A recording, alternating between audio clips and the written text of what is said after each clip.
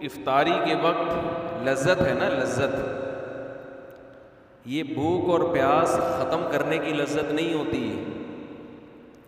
یہ اس بات کی لذت ہوتی ہے کہ آج ساری دنیا پیدا کرنے والے کو بھول چکی ہے۔ دنیا میں ہر شخص نے ہر ایک کو یاد رکھا ہے، نہیں یاد رکھا تو کس کو؟ پیدا کرنے والے۔ غالباً جابر بن عبداللہ رضی اللہ عنہ، ان کی جب موت کا وقت آئی، یہ واقعہ میں کیوں سنا رہا ہوں؟ ایک اہم بات سمجھانے کے لیے۔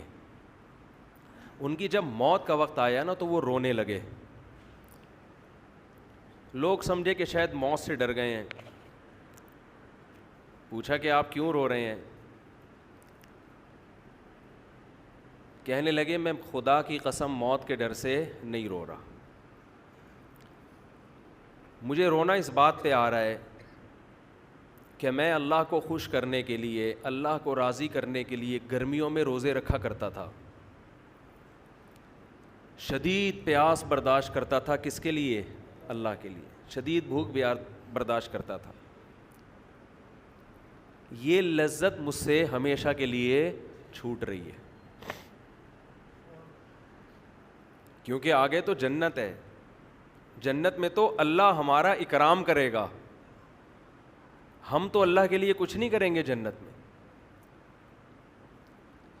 یہ واقعہ میں نے کیوں سنایا؟ دیکھو، جب کوئی کام کرنا ہی ہوتا ہے تو اس کو پینلٹی سمجھنے کے بجائے، جرمانہ سمجھنے کے بجائے، اس کام کو انجوائے کرنا شروع کر دو۔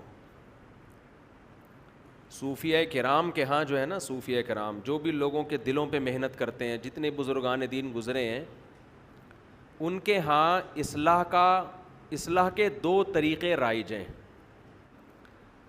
تو اہل اللہ جب علاج کرتے ہیں نا دلوں کا، کہ آپ سے گناہ چھوٹ جائیں، آپ کے دل میں آپ شریعت کے فرائض و واجبات پورے کرنا شروع کر دیں، تو اس کا ایک طریقہ یہ ہوتا ہے کہ آپ کے دل میں اللہ کا خوف پیدا کیا جائے، جہنم سے ڈرایا جائے، آگ سے ڈرایا جائے، بتایا جائے کہ اس پر کیا کیا سزائیں ہیں۔ اس سے یہ ہوتا ہے کہ جب آپ گناہ کے قریب جاتے ہیں آپ کانپنے لگتے ہیں، خوف طاری ہو جاتا ہے آپ کے اوپر۔ جب آپ رمضان کا روزہ چھوڑنے لگیں گے آپ پر خوف طاری ہو جائے گا، اس سے آپ گناہ سے بچ تو جائیں گے، شریعت کے حکم کو پورا تو کر لیں گے، لیکن حکم پورا کرنے میں مزہ بولیں نہیں آئے گا۔ خوف کی وجہ سے بھی انسان کام کر لیتا ہے، لیکن کام میں جان پیدا نہیں ہوتی۔ ایک طریقہ یہ ہوتا ہے کہ آپ جو کام کر رہے ہیں، جو ذمہ داری آپ کو دی گئی، اس میں آپ کی دلچسپی پیدا ہو جائے، وہ کام آپ کے لیے مزیدار ہو جائے۔ گناہ کبھی اللہ کے خوف سے انسان چھوڑتا ہے، کبھی اللہ کی محبت میں چھوڑتا ہے۔ محبت میں جب کام کیا جاتا ہے تو وہ کام مزیدار ہو جاتا ہے، اس میں دل لگتا ہے انسان کا۔ حضرت جابر بن عبداللہ جو رو رہے ہیں موت کے وقت کہ میں جو گرمیوں میں شدید پیاس برداشت کیا کرتا تھا، وہ لذت آج مجھ سے چھوٹ رہی ہے۔ بتاؤ، شدید پیاس لذت کی چیز ہے یا ٹینشن کی چیز ہے؟ ٹینشن کی چیز ہے۔ لیکن اس ٹینشن کے چھوٹنے پر جابر بن عبداللہ رضی اللہ عنہ کو اس ٹینشن کے چھوٹنے پر ان کو ٹینشن ہو رہی ہے۔ کیوں؟ جس کے لیے ٹینشن برداشت کر رہے ہیں اس ذات سے محبت ہے۔ انسان کو جب کسی سے محبت ہوتی ہے تو اس کی نظر میں محبوب کو خوش کرنا دنیا کی سب سے بڑی لذت بن جاتی ہے۔ تو رمضان کے روزے آپ پہ فرض ہیں، وہ رکھنے ہیں، چاہو ٹینشن سے رکھ لو، چاہو اللہ کی محبت میں رکھ لو۔ میں پشاور میں تھا, ہمارے ایک دوست پٹھان تھے, بوڑھے. بعض دفعہ لوگ اتنے اخلاص سے بات کہتے ہیں کہ وہ 2-3 گھنٹوں کی تقریر ایک طرف اور 2 جملے ایک طرف, ان 2 جملوں سے ایسی موٹیویشن ملتی ہے کہ 1-2 گھنٹوں کی تقریروں سے وہ موٹیویشن نہیں ملتی. آپ کو بتائیں, ہم جب کسی محفل میں ہوں اور شادیوں کی بات نہ ہو تو ایسا ہوتا ہے نہیں. اب تک کی رپورٹ کے مطابق اس طرح کبھی میری معلومات کی حد تک ایسا ہوا نہیں. تو وہاں بھی یہی بات موضوع, میں خود نہیں چھیڑ رہا ہوتا تو دوسرے چھیڑ دیتے ہیں. تو پشاور میں ہماری دعوت تھی, وہ بوڑھے پٹھان تھے, بڑا انہوں نے ہمارا اکرام کیا, تھے بھی بڑے مالدار. تو ویسے ہی کسی نے موضوع چھیڑ دیا دوسری شادی کا. تو ہم نے بھی ان بوڑھے جو پٹھان تھے نا, بزرگ ٹائپ کے, ان سے ہم نے کہا کہ چھیڑنے کے لیے کہ آپ بھی کر لیں, اللہ نے آپ کو اتنا مال دیا ہے, اور تھے بھی بوڑھے ہو کے بھی بڑے فٹ فاٹ تھے وہ. تو کسی نے کہہ دیا کہ بھائی اللہ نے اس کام میں بڑی لذت رکھی ہے شادیوں میں, ایسی بات چل پڑی نا. کسی نے کہا کہ نہیں جی لذت جو ہے وہ بکرا کھانے میں, کسی نے کہا جی مرغے پھوڑنے میں, ہر آدمی کے اپنے مزے ہیں.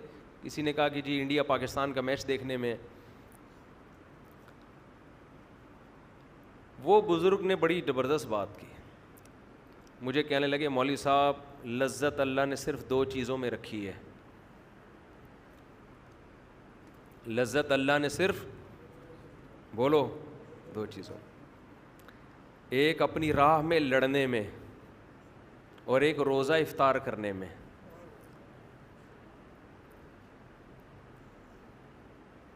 یہ بات انہوں نے ایسے جذبے سے کہی, جو آدمی خود عمل کرتا ہے نا, عمل, اس کی بات میں اللہ نے وزن بہت رکھا ہے.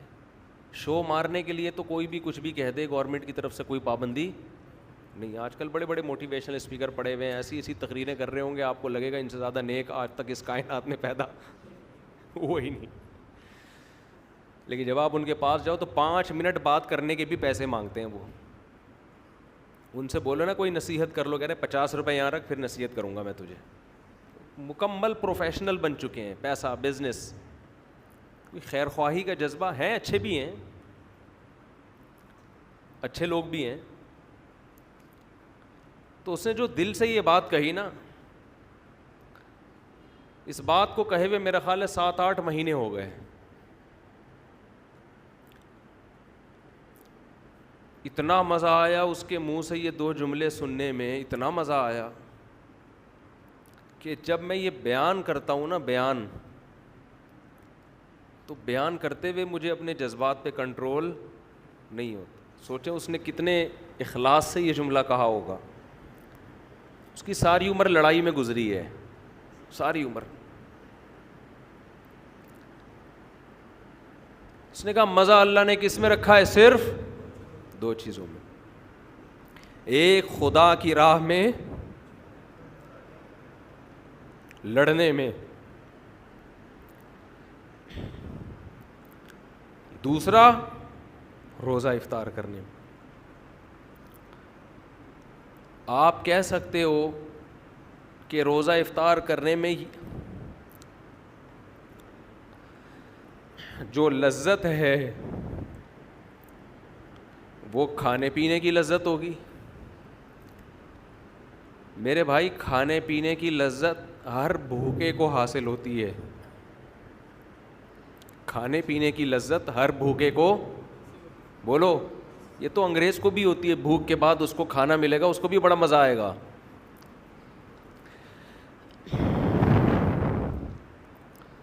پیاس کے بعد پانی کی لذت ہندو کو بھی حاصل ہوتی ہے. اس بزرگ کا مطلب وہ لذت نہیں تھا جو ہر بھوکے اور ہر پیاسے کو کھانے اور پینے کے وقت, بولو, حاصل ہوتی ہے.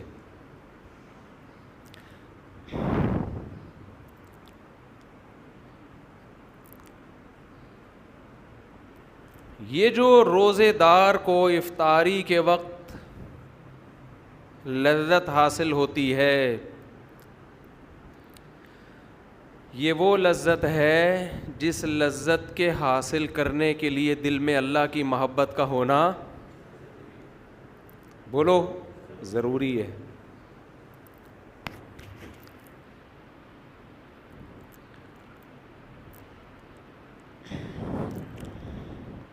انسان کو یہ احساس ہوتا ہے افطاری کے وقت کہ جو افطاری کے وقت لذت ہے نا، لذت یہ بھوک اور پیاس ختم کرنے کی لذت نہیں ہوتی، یہ اس بات کی لذت ہوتی ہے کہ آج ساری دنیا پیدا کرنے والے کو بھول چکی ہے. دنیا میں ہر شخص نے ہر ایک کو یاد رکھا ہے، نہیں یاد رکھا تو کس کو؟ پیدا کرنے والے کو. آج شادیوں میں مکس گیدرنگ ہوتی ہے نا، آپ ان سے کہیں سیپریٹ انتظام کر لو، لڑکیوں کو ادھر کر لو، مردوں کو ادھر کر لو، درمیان میں ایک چادر کھینچ لو. کیا جا رہا ہے؟ کچھ اس میں پیسے لگتے ہیں زیادہ ہے بھائی، لیکن ایسے مذاق اڑائیں گے آپ کا، ایسے بات کریں گے، ابے یہ مولویوں نے اتنا مشکل بنا دیا، ابے کیا ہو گیا. یار آپ کی نظر میں ہر قانون کی ویلیو ہے. حکومت نے لا بنایا 10 بجے ہال بند ہو جائیں گے، آپ 10 بجے بتیا بجھاتے پھر رہے ہو. آپ اپنے باپ کو ناراض نہیں دیکھ سکتے شادی میں، اپنے بھائی کو ناراض نہیں دیکھ سکتے. لڑکی والے ہو تو لڑکے والوں کو ناراض نہیں ہونے دو گے، لڑکے والے ہو تو لڑکی والوں کو ناراض نہیں ہونے دو گے. جس خدا نے بنایا ہے، جو پیدا کرنے والا ہے، جس نے یہ نعمتیں دی ہیں، وہ آپ کو دعوت کرنے سے منع بھی نہیں کر رہا. وہ یہ بھی نہیں کہہ رہا کہ آپ نے یہ کھانا ہے یہ نہیں کھانا، سب چیزیں حلال کر دی اس نے اس دعوت میں. وہ صرف اتنا کہہ رہا ہے کہ کیا کر دو، بیچ میں پارٹیشن کر دو. لیکن آپ کے جو نہیں رینگتی، آپ ٹس سے مس ہونے کے لیے تیار نہیں ہو. اتنی سی بات وہ کہہ رہا ہے کہ بھائی درمیان میں کیا کر دو، پارٹیشن کر دو. آپ کہہ رہے ہو نہیں کریں گے. مجھے ایسے موقع پہ شعیب علیہ السلام کا کلام یاد آتا ہے.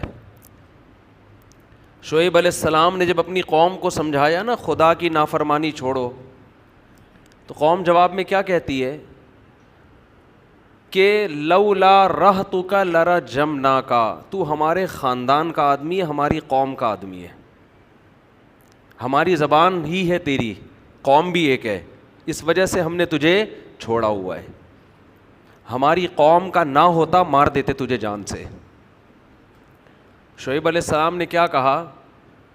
ارہتی اعز علیکم من اللہ، اے میری قوم میں تمہیں خدا سے ڈرا رہا ہوں، باتیں خدا کی کر رہا ہوں. تمہاری نظر میں قومی تعلق یہ خدا سے بھی بڑھ کر ہے. مجھے اگر تم نے چھوڑا ہوا ہے تو قوم کی وجہ سے چھوڑا ہوا ہے. وَاتَّخَذْتُمُوهُ وَرَاءَكُمْ ظِهْرِيًّا، اور خدا کو اٹھا کے تم نے پیٹھ کے پیچھے پھینک دیا ہے. ایسا نظر انداز کیا ہے گاڈ کو، اللہ کو، خدا کو، کہ پشت کے پیچھے اس کی کوئی ویلیو ہی نہیں ہے. میں تم کو بات کر رہا ہوں خدا خدا خدا خدا، آرڈر اللہ کا آرڈر. اللہ تمہاری ڈکشنری میں ہے ہی نہیں. مجھے چھوڑا ہوا ہے تو کیوں؟ قوم کی وجہ سے. اگر کہہ دیتے کہ اے شعیب ہم تو چونکہ نام خدا کا لیتا ہے اس لیے ہم تیری رعایت کر رہے ہیں، قوم بھی ہے لیکن ساتھ میں نام تو اللہ کا لے رہا ہے اس لیے ہم تجھے کچھ نہیں کہہ رہے، تو خوشی ہوتی مجھے. اس اللہ کا تمہاری ڈکشنری میں کوئی تذکرہ ہے ہی نہیں. آج شادی بیاہ میں دیکھ لینا، ہر جگہ یہی ہو رہا ہے. جہاں اللہ کی بات خواتین کو بتاؤ بھائی اسلام میں عورت کے لیے حیا پسندیدہ ہے. میں نے بیان کیا تھا نا کہ خواتین موٹر سائیکل پر مردوں کی طرح نہ بیٹھیں، تھوڑا سمٹ کے بیٹھیں.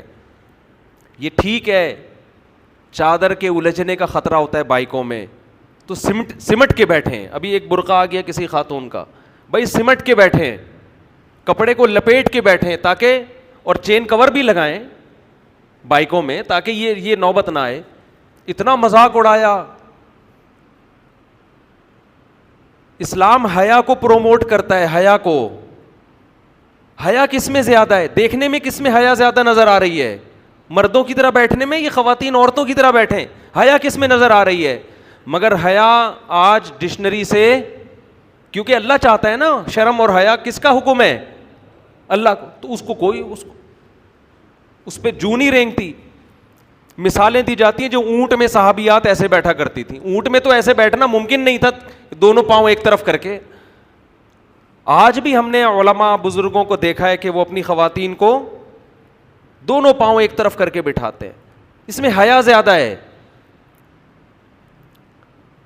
لیکن افسوس ہمارے دیندار طبقہ بھی حیا کے معاملے میں آزاد.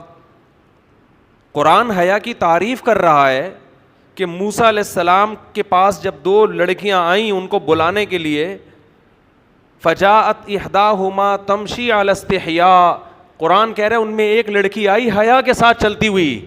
سینہ تان کے چلنا عورت کے لیے، بیچ روڈ پہ چلنا، یہ ادا اللہ کو پسند بولو نہیں ہے.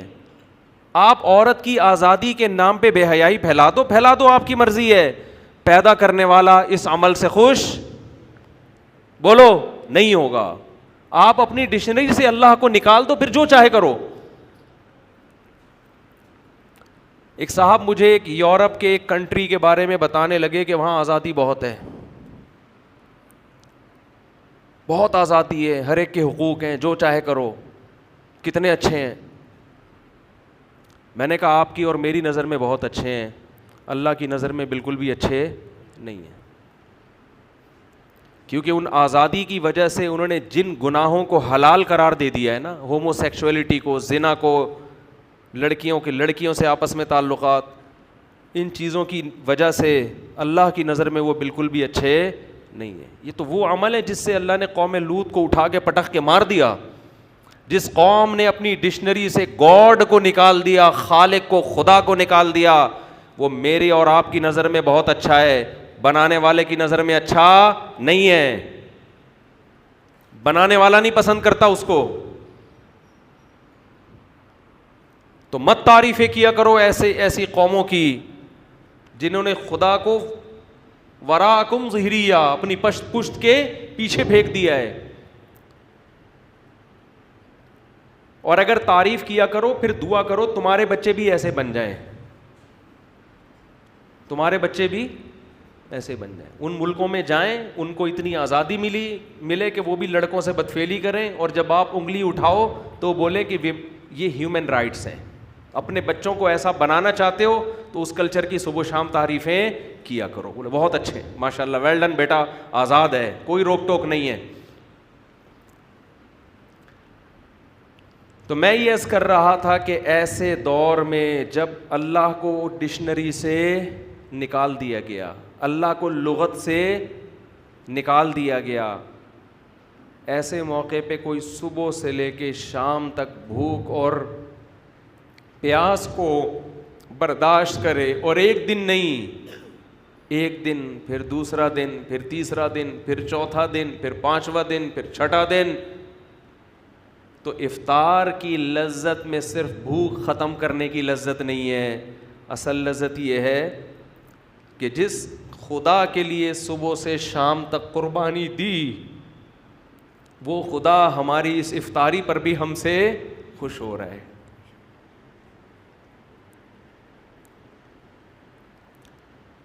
وہ ہمیں کھاتا دیکھ کے خوش ہو رہا ہے.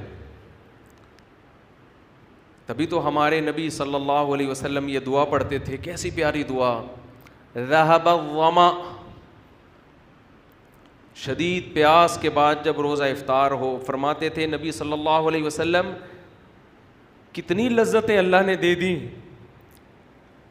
ذہب الظما، فرماتے پیاس چلی گئی. شدید پیاس میں آپ پانی پیتے ہیں، کیسا سکون ملتا ہے. ذہب الظما، پیاس چلی گئی. وابتلت العروق، رگیں تر ہو گئیں. سارا دن انسان بھوک اور پیاس کی وجہ سے کیسا خشک ہو جاتا ہے، سوکھ جاتا ہے. آپ نے دیکھا ہوگا افطاری کر کے جب لوگ نماز میں آتے ہیں چہروں پہ کیسی رونق بحال ہو جاتی. عصر میں نمازیوں کی حالت دیکھا کریں اور مغرب میں دیکھا کریں، زمین اور آسمان کا فرق ہے، کیسی چہروں پہ رونق آتی ہے۔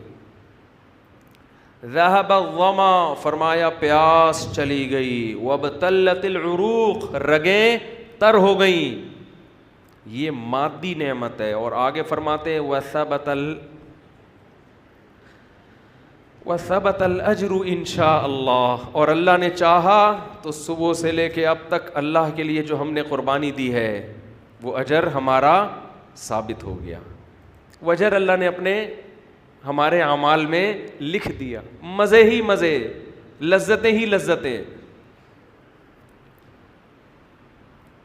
ان لذتوں سے ہمارا لبرل طبقہ، دنیا دار طبقہ اور غیر مسلم بولو محروم ہے، یہ لذت اس کو حاصل نہیں ہے۔ وہ بھی بھوکے رہتے ہیں ڈائٹنگ کرنے کے لیے، کولیسٹرول ختم کرنے کے لیے، ان کو ان کے ٹرینر نے کہا ہوتا ہے کہ ایک ٹائم کے کھانے کا ناغہ کر دو۔ اس بھوک کے بعد جب وہ کھاتے ہیں ان کو وہ لذت محسوس نہیں ہوتی جو ہمیں افطاری کے وقت محسوس ہوتی ہے۔ افطاری میں اللہ نے صرف جسم میں سکون نہیں رکھا، بلکہ افطاری کے وقت اللہ نے روح کا سکون رکھا ہے، روح میں۔ یہی لذت اللہ نے سحری میں رکھی ہے۔ سحری کا وقت ایک ایسا ٹائم ہے جس وقت دنیا کی کوئی قوم نہیں کھاتی۔ کبھی نہیں دنیا میں سنا ہوگا آپ نے اس ٹائم پہ لوگ کھانا کھا رہے ہو، کبھی سنا؟ وہ یہ ادا بھی اپنے بندوں کی پسند آتی ہے کہ دنیا میں کوئی قوم اس ٹائم پہ کھانا نہیں کھاتی اور میرے نیک بندے صبح اٹھ کے کھا رہے ہیں۔ کیوں؟ کس کا حکم ہے؟ اللہ کا حکم ہے۔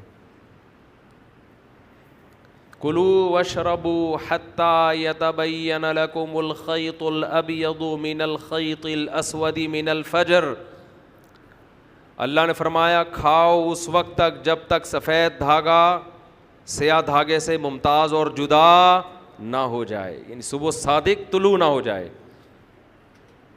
ثم اتموا الصيام الى الليل، پھر غروب آفتاب تک اس روزے کو مکمل کرو۔